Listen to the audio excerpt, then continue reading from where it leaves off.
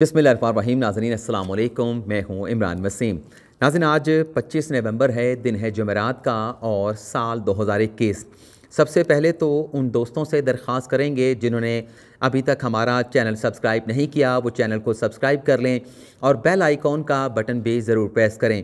नाज़रीन आज के इस प्रोग्राम में 3 ख़बरें आपके साथ हम शेयर करेंगे। पहली ख़बर में हम बात करेंगे कि हुकूमत के करप्शन पर 48 घंटों में कार्रवाई करने का, एक्शन लेने का मामला क्या है और ये किसकी जानिब से हुक्म दिया गया है कि हुकूमत के करप्शन पर 48 घंटों के अंदर अंदर एक्शन लिया जाएगा, कार्रवाई अमल में लाई जाएगी। इस खबर की डिटेल आगे चल के आपके साथ हम शेयर करेंगे। दूसरी खबर में हम बात करेंगे, आज वफाकी वज़ीर दाखिला शेख रशीद की जानिब से एक बयान दिया गया है और शेख रशीद का वो बयान मुश्तरका अपोजिशन के लिए डूब मरने के मुतरादिफ है। शेख रशीद का अपोजिशन से मुतल्लिक वो बयान क्या है और उसमें क्या कहा गया है, ये भी आपके साथ शेयर करेंगे। तीसरी खबर में, आज इस्लामाबाद हाई कोर्ट में तौहीन अदालत केस में जंग जियो ग्रुप के सरबराह मीर शकील रहमान, अंसार अब्बासी और आमिर गौरी की जानिब से तहरीरी जवाब जमा कराया गया है। उस तहरीरी जवाब में तीनों तौहीन अदालत के मुल्ज़मान की जानिब से क्या इस्लामाबाद हाई कोर्ट से गैर मशरूत माफ़ी मांगी गई है, नहीं मांगी गई, ये डिटेल भी आपके साथ शेयर करेंगे। तो तीसरी खबर से गुफ्तगू का आगाज़ करते हैं और आपको बताते हैं कि जो तहरीरी जवाबात आज इस्लामाबाद हाई कोर्ट में तौहीन अदालत केस में जमा कराए गए हैं, उसमें मीर शकील रहमान, अंसार अब्बासी और आमिर गौरी ने क्या मौक़िफ़ अख्तियार किया है। नाज़रीन, जो अंसार अब्बासी का तहरीरी जवाब है 2 सफ़ात पर मुश्तमिल है, जिसमें अंसार अब्बासी ने माफ़ी मांगी है, नहीं मांगी, ये आगे चल के आपके साथ हम शेयर करेंगे। लेकिन तहरीरी जवाब में अंसार अब्बासी ये कहते हैं कि हमेशा अदालत और जजेस का एहतराम किया है। तौहीन अदालत का जो इल्ज़ाम अदालती कार्रवाई में लगाया गया है वो इल्ज़ाम दुरुस्त नहीं। अदालत पर मुझे मुकम्मल एतमाद है, इसलिए मैं किसी वकील की खिदमात हासिल नहीं कर रहा और ये तहरीरी जवाब इन पर्सन मैं अदालत में जमा करवा रहा हूँ। और आगे अपने जवाब में अंसार अब्बासी ये भी कहते हैं कि राना शमीम का बयान हल्फी रिपोर्ट किया, जिसमें उन्होंने साबिक चीफ जस्टिस मियाँ साकिब निसार पर इल्ज़ामात लगाए थे। गिलगित बिल्तिस्तान के साबिक चीफ जज ने बयान हल्फी पर दस्तखत करने की उस वक्त तस्दीक की जब मैंने उनके साथ रब्ता किया, तो इस बात की राना मोहम्मद शमीम ने तस्दीक की कि बयान हल्फी पर जो दस्तखत हैं वो उनके हैं। और आगे अंसार अब्बासी अपने जवाब में ये भी कहते हैं कि साबिक chief justice of Pakistan Saqib Nisar से भी रब्ता किया, लेकिन उन्होंने इल्ज़ामात की तरदीद कर दी। साबिक चीफ जज के साबिक चीफ जस्टिस के ख़िलाफ़ बयान को नज़रअंदाज नहीं किया जा सकता था। खबर की शायद से कबल दोनों अशखास से रब्ता करके बतौर सहाफ़ी मैंने अपनी पेशा वराना ज़िम्मेदारियाँ पूरी की। बयान हल्फी के मतन की परवाह नहीं, क्योंकि वो अदलिया में एक आला ओहदे पर रहने वाले शख्स की तरफ से था। मेरी खबर में किसी हाई कोर्ट या हाई कोर्ट के जज का नाम नहीं लिखा गया। अदलिया का एहतराम दोबारा से दोहराता हूँ और अदालत से इस्तदा करता हूँ कि शोकास नोटिस वापस लिया जाए। इस तहरीरी जवाब में नाजरीन, अंसार अब्बासी ने अदालत से तहरीरी माफ़ी नहीं मांगी, गैर मशरूत माफ़ी नहीं मांगी और अदालत से ये इस्तदा की है कि मैं अदलिया का एहतराम करता हूँ और जो तौहीन अदालत का इल्ज़ाम लगाया गया है उस पर मैं अदालत से ये इस्तदा करूँगा कि शोकास नोटिस जो है वो वापस लिया जाए। क्योंकि अंसार अब्बासी साहब ने अपनी खबर में तहरीरी माफ़ी नहीं मांगी, गैर मशरूत माफ़ी नहीं मांगी, तो इसलिए मैं जो मीर शकील रहमान का जो तहरीरी जवाब है और जो आमिर गौरी का तहरीरी जवाब है उसे मैं इसलिए नहीं पढ़ूँगा कि जब पनामा के केस में जस्टिस काजी फ़ाइसा की जानिब से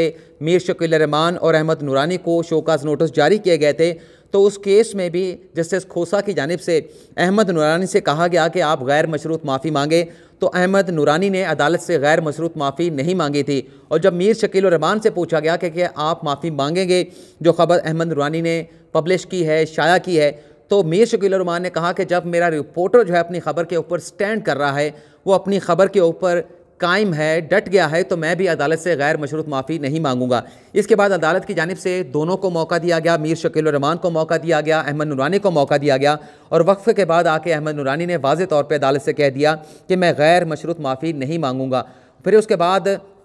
जो तौहीन अदालत का केस था मीर शकील रहमान का, अहमद नूरानी का, उससे डिस्पोज ऑफ कर दिया गया। यानी गैर मशरूत माफ़ी मांगे बगैर ही उस तौहीन अदालत केस को सुप्रीम कोर्ट के 3 रुकनी बेंच की जानिब से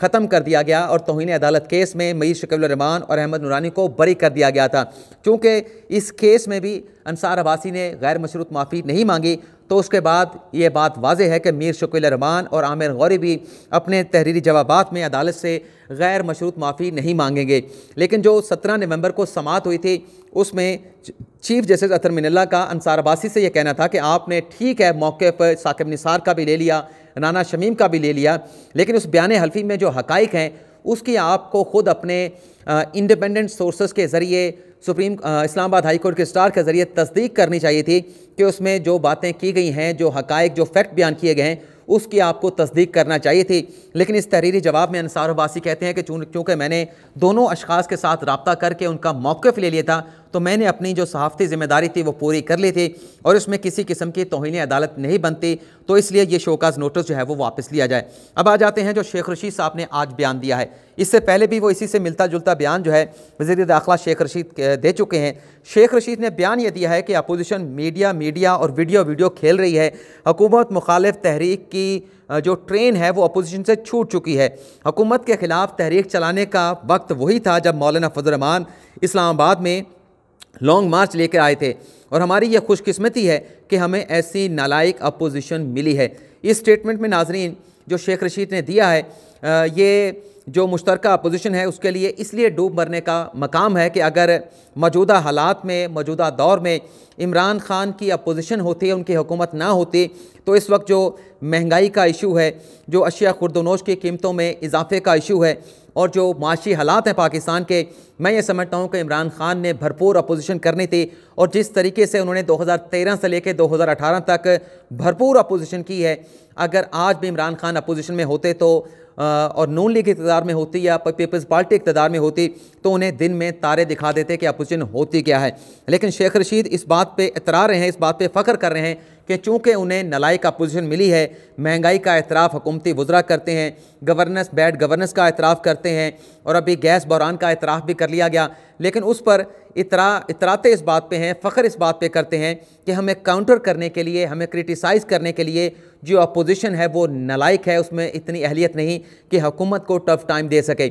मैं ये समझता हूँ कि शेख रशीद का ये जो बयान है ये मुश्तरका अपोजिशन के लिए डूब मरने के मुतारदिफ है। जितनी मरतबा भी इस अपोजिशन की जानिब से ऐलानात किए गए वो तमाम के तमाम ऐलानात जो है वो महज खोखले दावे साबित हुए। अब आ जाते हैं जो हमारी आज की प्राइम स्टोरी है, जो टॉप स्टोरी है, जिसमें मैंने आपको बताया कि हुकूमत की अपोजिशन पर 48 घंटों में कार्रवाई होगी, एक्शन होगा और ये किसकी जानिब से, किस अथॉरिटी की जानिब से हुक्म दिया गया है कि हुकूमत के करप्शन सामने आने पर 48 घंटों के अंदर कार्रवाई अमल में लाई जाए। आज नाज़रीन लाहौर में चेयरमैन नैब एक तकरीब से खिताब कर रहे थे और उन्होंने सबसे पहले अपने बयान में इस बात पर अफसोस का इजहार किया कि हुकूमत को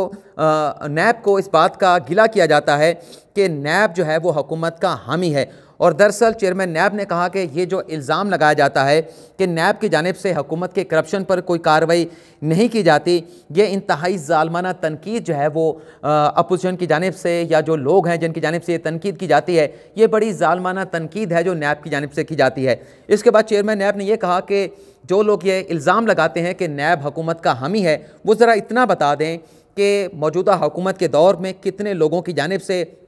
हुकूमत की करप्शन से मुतल्लिक जो है वो नैब को दरख्वास्तें दी गई। और फिर चेयरमैन नैब ने कहा कि अगर कोई दरख्वास्त हुकूमत की करप्शन के ख़िलाफ़ आई तो मैं इंश्योर करूँगा, मैं ये यकीन दहानी कराता हूँ कि हुकूमत की किसी भी वज़ीर की, किसी भी पब्लिक ऑफिस होल्डर की करप्शन पर जो है वो 48 घंटों के अंदर जो है वो कार्रवाई अमल में लाई जाएगी। लेकिन जो इल्ज़ाम लगाते हैं वो गिनती करा दें और बता दें कि आज तक कितनी दरख्वास्तें हुकूमत की करप्शन पर दी गई। तो ये इल्ज़ाम दिया गया है और चेयरमैन नैब अपोजिशन से शिकवा कर रहे हैं कि आपने हमें क्योंकि कोई दरख्वास्त नहीं दी हुकूमत की करप्शन से मुतल्लिक, तो लिहाजा हमने कोई एक्शन नहीं लिया। तो चेयरमैन नैब का तो बयान तो अपनी जगह पर दुरुस्त हो सकता है, लेकिन उनसे ये सवाल भी पूछा जा सकता है कि इससे पहले आपने जितने भी करप्शन के केसेस बनाए, क्या आपने किसी की दरख्वास्त के ऊपर बनाए? आपके पास BRT का केस है, आपने उस पर BRT प्रोजेक्ट में माली बेज़ाब्तगियों से मुतल्लिक, मुबैना करप्शन से मुतल्लिक तहकीकात का आगाज़ किया। वो तहकीकात कहाँ तक पहुँची? जब ये सवाल किया जाए नैब से तो नैब ये कहता है कि चूँकि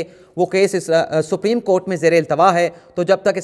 सुप्रीम कोर्ट उस पर कोई फ़ैसला नहीं करेगी हमारी तहकीकात आगे नहीं बढ़ सकती। तो नैब से ये सवाल पूछा जा सकता है कि अगर सुप्रीम कोर्ट ने हुक्म इम्तना दे रखा है, तकरीबन 2 सालों से हुक्म इम्तना मौजूद है, तो आपके नैब का जो प्रोसिक्यूशन डिपार्टमेंट है उसकी जानिब से आज तक 2 सालों में कितनी दरख्वास्तें सुप्रीम कोर्ट में दायर की गई है कि BRT से मुतल्लिक जो हुक्म इम्तना है उसे वापस लिया जाए और नैब को BRT प्रोजेक्ट की तहकीकात करने की इजाज़त दी जाए। इसके अलावा पिंडोरा का मामला भी आया। पिंडोरा के मामले पर नैब ने अब तक क्या तहकीकात की है? क्या पिंडोरा के मामले पर नैब के पास खुद नोटिस लेने का अख्तियार नहीं? क्यों जो है वो पिंडोरा के मामले पर अब तक जो है वो पिंडोरा लीक्स के मामले पर नैब ने तहकीकात नहीं की, कोई रिकॉर्ड नहीं तलब किया मुख्तलिफ इदारों से, FBR से, हुकूमत से, क्योंकि उसमें हुकूमती लोगों के नाम भी आए थे, अपोजिशन के लोगों के नाम भी आए थे। इसी तरह से चीनी का स्कैंडल भी है, गंदम का स्कैंडल भी है और इसको भी तकरीबन 1.5 साल से ज़्यादा अरसा हो चुका है। तो नैब फिर ये भी बताया कि चीनी स्कैंडल और गंदम स्कैंडल के ऊपर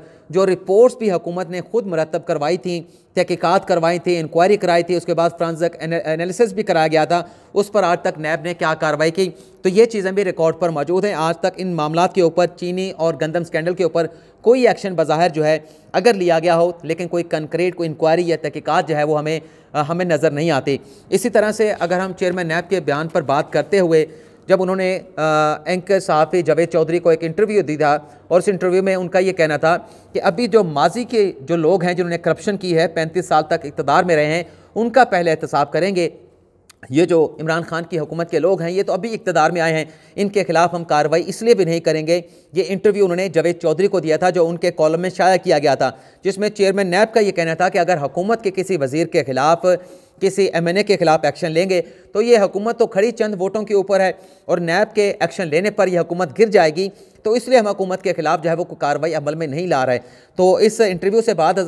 नैब की जानिब से इनकार किया गया कि हमने इसे ऐसा कोई स्टेटमेंट नहीं दिया, ऐसा कोई इंटरव्यू नहीं दिया, लेकिन जावेद चौधरी की जानिब से इस नैब की तरदीद के बाद बाकायदा कहा गया कि मुझे जो इंटरव्यू दिया गया मैं अपनी बात पर कायम हूँ और जो बातें कॉलम में लिखी गई हैं उस पर भी मैं आज भी स्टैंड करता हूँ, आज भी अपनी बात के ऊपर कायम हूँ। तो ये सारी चीज़ें हैं। एक तरफ वो कहते हैं कि हमें ये इल्ज़ाम ना दें, बड़े ज़ालमाना किस्म की ये तनकीद की जाती है कि नैब हुकूमत का हामी है और कहते हैं कि दरख्वास्तें लेकर आए तो हुकूमत के ख़िलाफ़, हुकूमत के वज़रा के ख़िलाफ़ या हुकूमत की करप्शन पर हम 48 घंटों में कार्रवाई अमल में लाएंगे। दूसरी तरफ जो नैब का अपना कंडक्ट है उस पर आज सुप्रीम कोर्ट के चीफ जस्टिस ने, जस्टिस इजाज़ुल एहसन ने और जस्टिस काजी अमीन ने कराची में एक केस की समाअत करते हुए शदीद बरहमी का इजहार किया है, नैब की कारकर्दगी पर सवालात उठाए हैं और चीफ जस्टिस का ये कहना है कि 10 साल तक जो है वो नैब के केसेस चलते हैं लेकिन कोई पेशरफ नहीं होती। और उसी केस में सुप्रीम कोर्ट ने chief justice of Pakistan justice Gulzar Ahmed ने नैब से उसकी कारकर्दगी की जायज़ा रिपोर्ट जो है वो तलब कर ली है।